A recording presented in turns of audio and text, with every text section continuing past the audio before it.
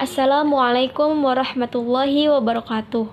Nama saya Rifda Fitriani, NIM 2012-171, nomor absen 28. Saya dari jurusan Pendidikan Agama Islam, Fakultas Tarbiyah dan Keguruan, kelas PAIB.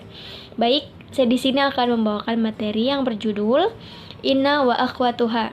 Baik, sekarang pengertian dari Inna wa Akhwatuha.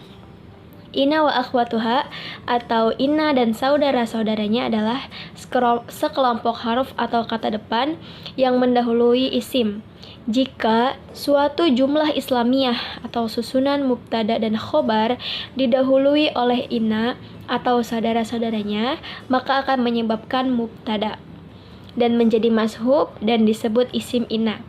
Dan khobar marfu dan disebut khobar inna seperti Innallaha sami'un alim, yang artinya sesungguhnya Allah maha mendengar lagi maha mengetahui.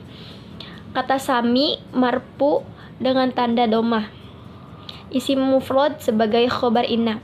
Yang selanjutnya yaitu Innallazina indallahil islam, yang artinya sesungguhnya agama yang diterima di sisi Allah adalah agama Islam.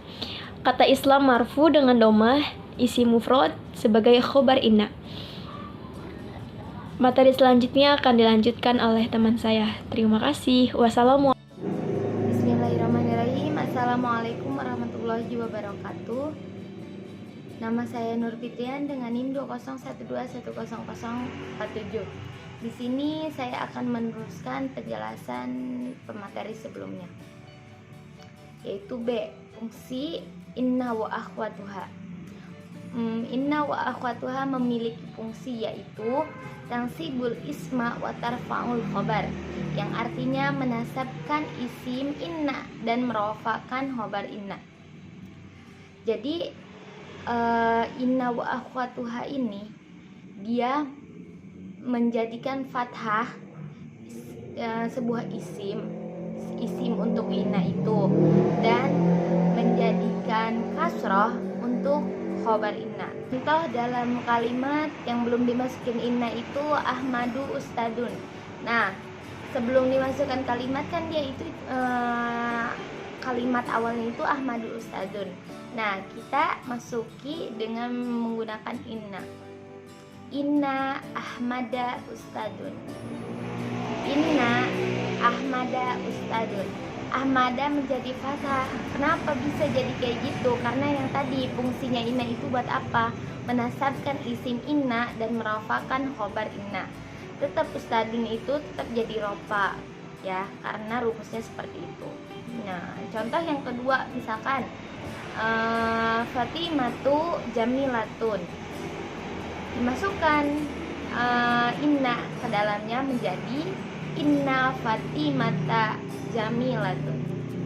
Baiklah, mungkin cukup sekian dari penjelasan saya, kurang dan lebihnya mohon maaf. Selanjutnya akan dilanjutkan oleh pemateri selanjutnya. Nama saya Vivi Alfia dengan nomor NIM 201210045. Di sini saya akan memaparkan materi tentang yang termasuk ke dalam inna wa akhwatuha. Di antaranya ada inna, anna, ka'anna, lakinna, laita, dan la'ala.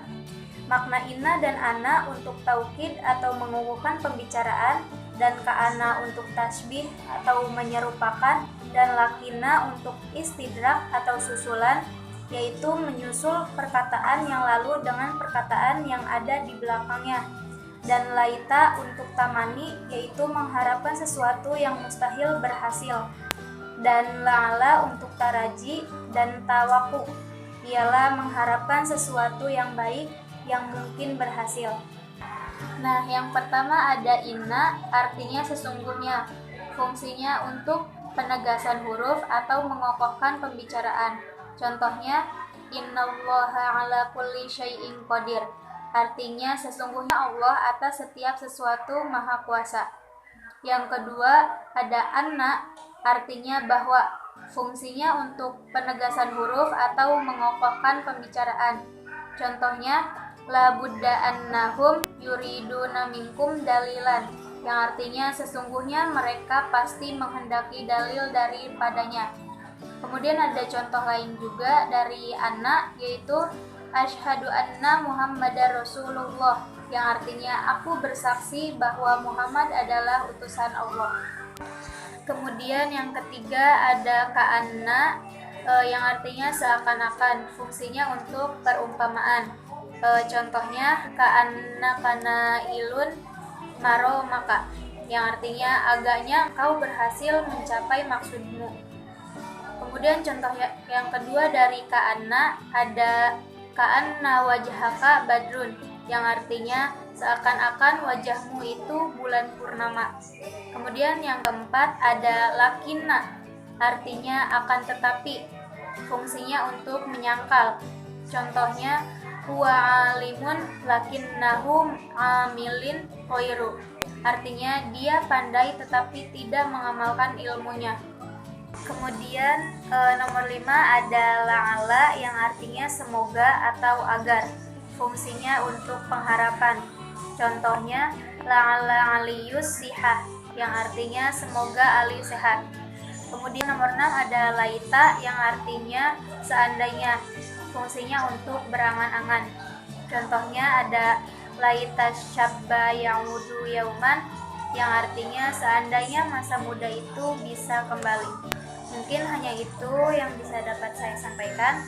Selanjutnya akan disampaikan oleh teman saya. Bismillahirrahmanirrahim. Perkenalkan, nama saya Khairul Anam, NIM saya 2012-174.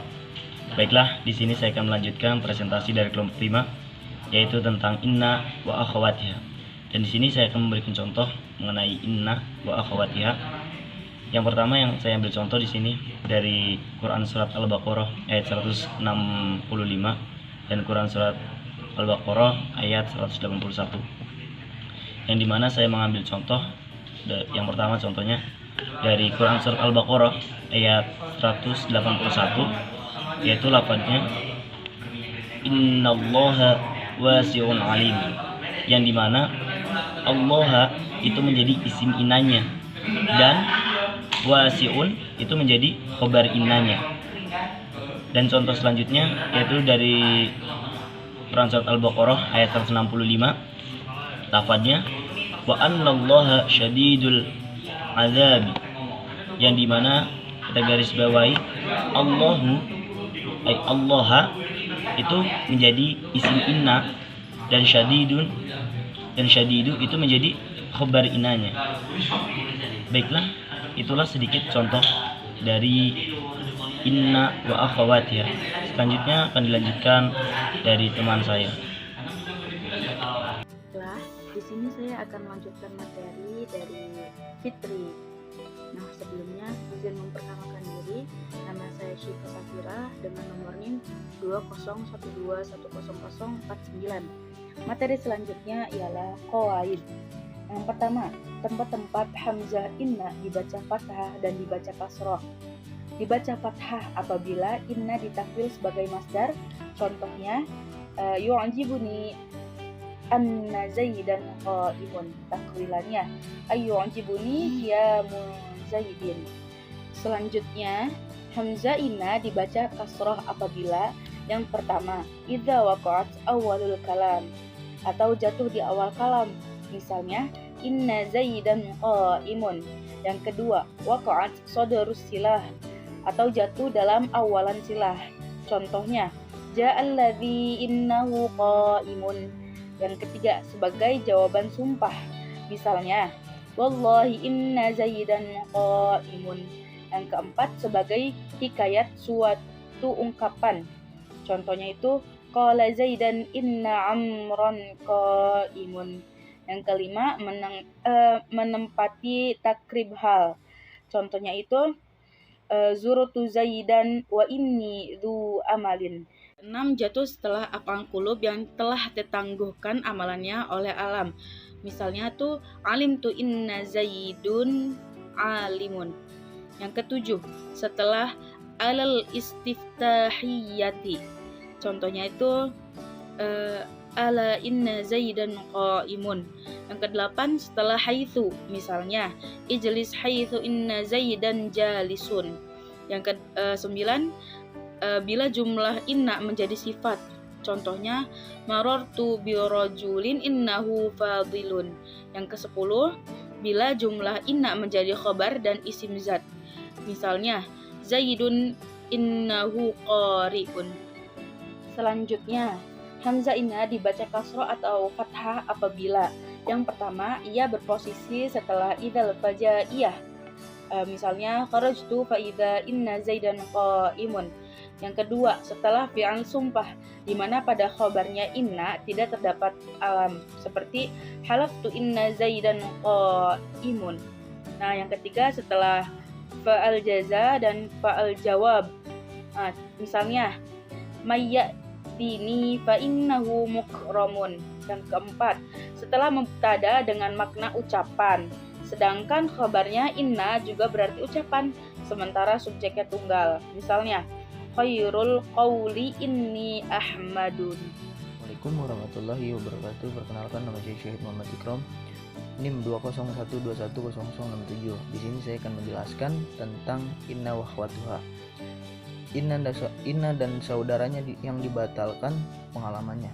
Inna dan saudaranya bila diberi ma zaidah itu bisa dibatal amalnya. Contoh, inna ma zaidun alimun, tetapi terkadang ada yang tetap amalnya. Contoh, laina ma zaidan qaimun. Adapun laita meskipun dimasuki mam atau mim, maka ia tetap beramal menasabkan mubtada dan merofakkan khobar, atau boleh tidak beramal. Contoh, laina ma zaidan qaimun. Kata zaidan dibaca nasab menjadi isim lain nama, dan qaimun menjadi kata lain nama. Dalam contoh ini masih tetap beramal. Boleh juga lain nama tidak beramal dan kata zaidan dibaca rofa, sehingga susunannya menjadi lain nama zaidun qaimun. 3. Hukum inna dan saudara-saudaranya yang ditahfif, nunnya disukun.